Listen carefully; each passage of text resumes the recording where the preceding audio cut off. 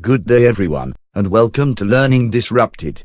In this episode, Christopher will share his perspective on microlearning, attention spans, and having a lack of time to learn. Thanks, Charles. If you've been in L&D for more than a fortnight, you're probably familiar with the buzz around microlearning, alleged 6-second attention spans, and possibly even reports claiming people don't engage with learning because they don't have time. However, before you blow your budget on a new platform and start slicing and dicing your poorly attended 3-day workshops into 86,000 microchunks, I'd advise you to take a pause.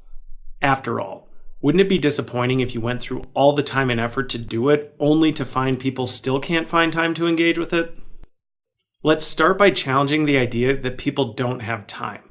In reality, people always find time for the things that are important to them. We all have the same 24 hours in a day, but spend it very differently based on what we prioritize. So when I read a report alleging most people don't engage with workplace learning because they don't have time, I hear the stuff you're churning out isn't perceived as valuable enough to prioritize above other things. While a harsh message, it's one that should be pushing L&D to shift focus into two areas. First, manager engagement should never be negotiable in a formal learning program. A program rich with experience targeted to change a desired behavior is a great investment, but only if the managers have a desire and ability to carry it forward.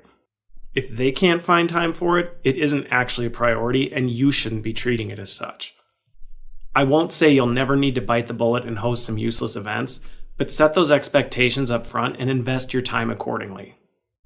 Second, L&D should invest in creating resources instead of courses and building a digital ecosystem that makes access to these resources intuitive and easy.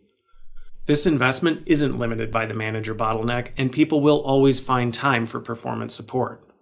Don't believe me? Ask anybody if they've ever lacked the time to Google something or didn't do it because their manager didn't follow up. This transition turns L&D into a massive, invisible force that can make a tremendous impact on performance. Now, you might be watching and thinking, that's easier said than done. And I don't disagree. You'll have to take risks by pushing back and presenting foreign ideas. You'll have to abandon the traditional mold of L&D and get comfortable with being told no. You'll have to change the way you design and develop content. You may even have to reevaluate your talent or scrap your current vendor partnerships. The list goes on, and it may seem overwhelming. However, I can assure you it's worth it because you'll know you're actually making a difference. Thanks for watching.